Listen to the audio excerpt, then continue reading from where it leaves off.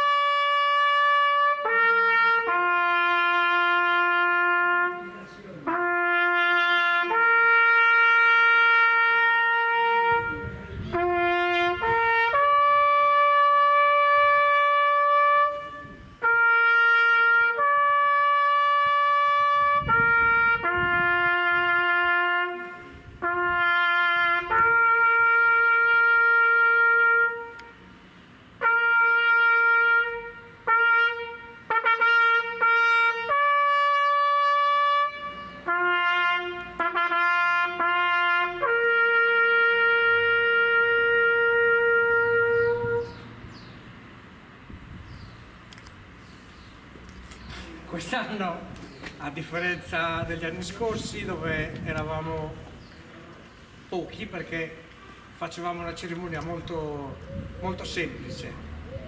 Diciamo il primo anno è stato l'anno del Covid, quindi anche per altre ragioni, insieme a Rosanna, che è la presidente provinciale dell'ANPI, dell'Associazione Nazionale Partigiani Italiani, abbiamo detto ma sì, facciamolo un piccolo gesto simbolico. Ormai da diversi anni la manifestazione del 25 aprile viene celebrata a Sassari. Io stamattina ero a Sassari, dove si tiene una iniziativa di tipo provinciale, e quindi è lì che si ritrovano tutti coloro che vogliono ricordare la Resistenza a livello provinciale. Come dire, non viene parcellizzata in tante piccole cerimonie comunali.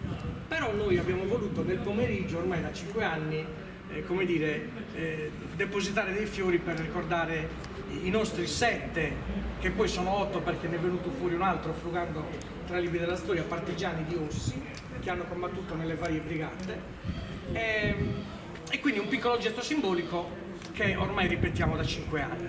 Quest'anno, a differenza degli altri anni, abbiamo la responsabile della comunicazione ha detto ma perché non ne date notizia anche sulla pagina del comune? E quindi vedo che tutti voi, praticamente spontaneamente, perché non abbiamo mandato degli inviti personali, siete qui presenti, e questo ovviamente ci fa piacere.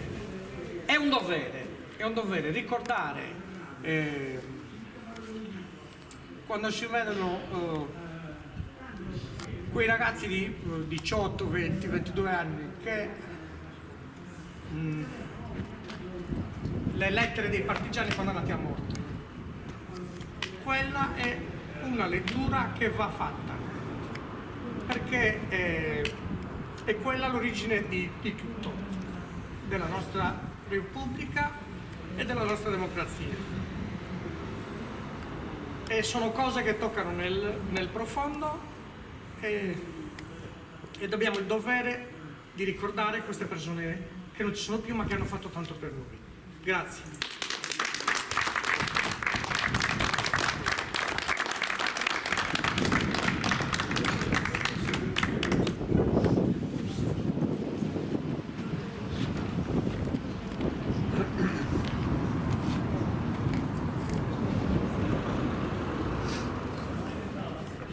Allora io come tutti gli anni mi commuovo perché ricordare i partigiani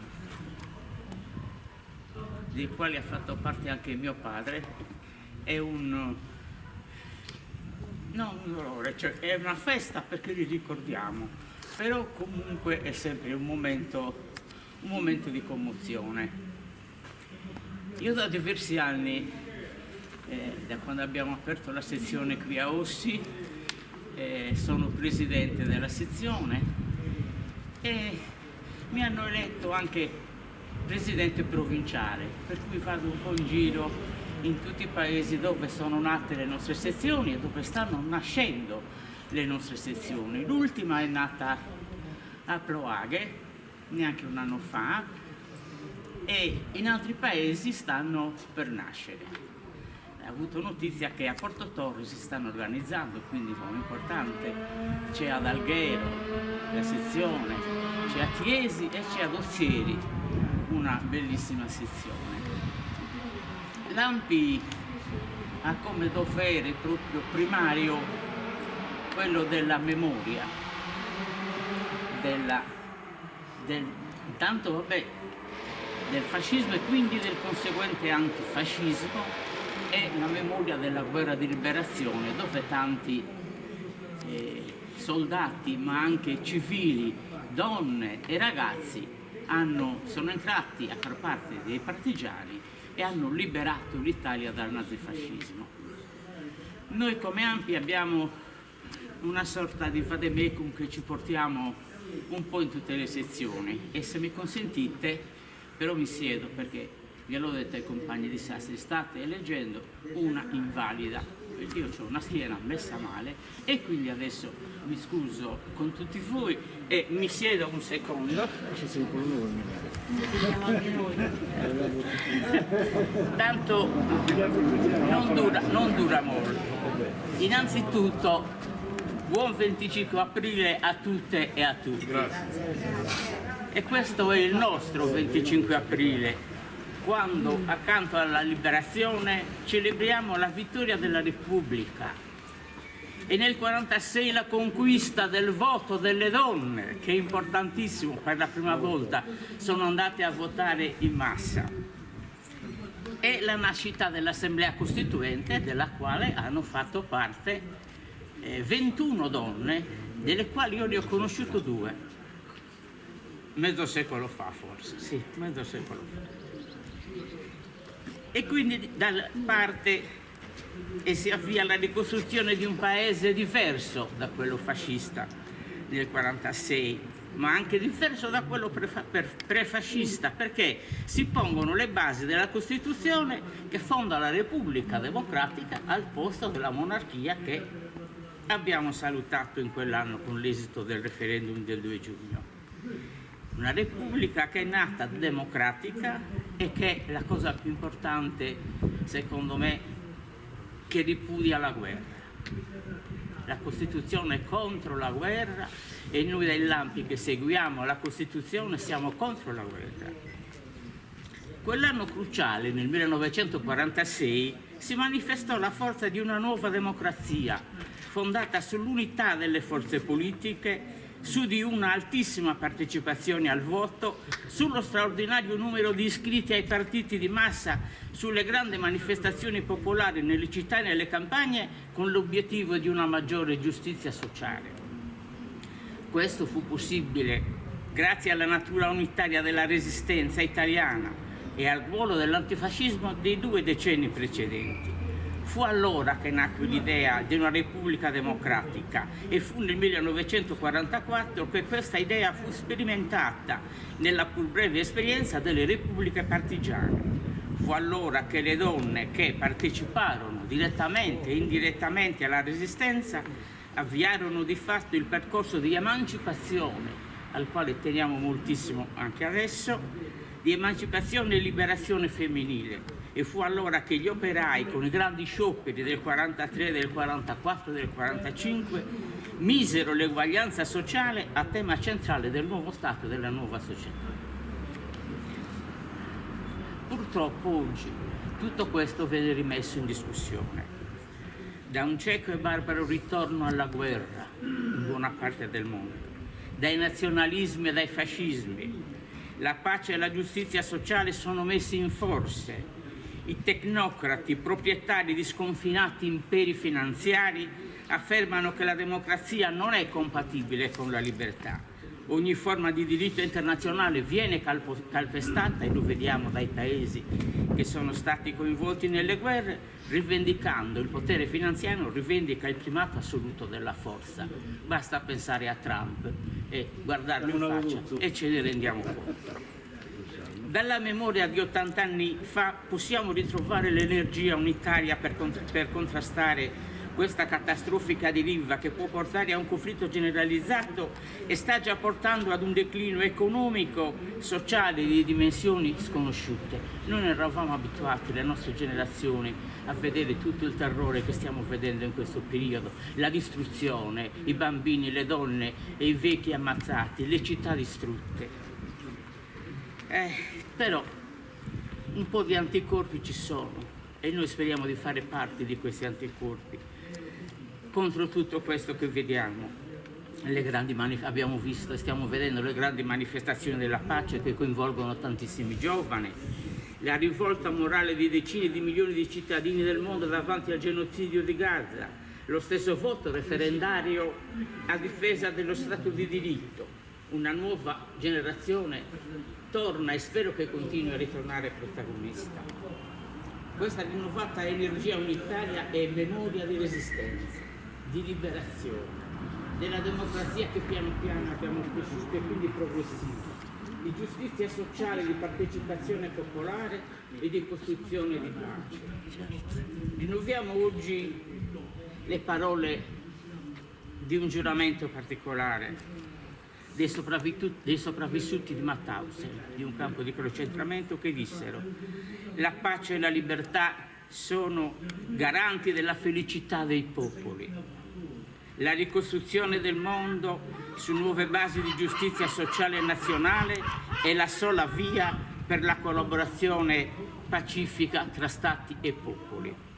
Ci tocca ancora una volta, e noi con molta modestia ne facciamo parte come anche, ma spero che anche i cittadini ne facciano parte. Ci tocca ancora una volta operare per un mondo nuovo e insieme contrastare alla radice l'attuale vento autoritario, nazionalista e bellicista. Se ci sarà un nuovo fascismo, come sembra che ci sia, c'è e ci sarà una nuova resistenza. E dopo la resistenza c'è sempre una liberazione. Viva il 25 aprile e a voi tutti buon 25 aprile e buon proseguimento con quello che oggi ci stiamo dicendo, perché è importante nella nostra vita continuare a resistere, perché resistere è vivere, e vivere è resistere. Grazie.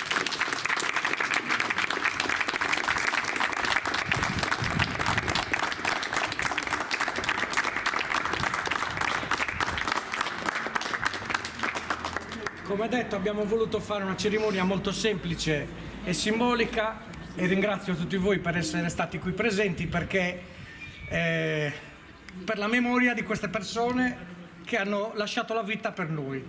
Grazie a tutti.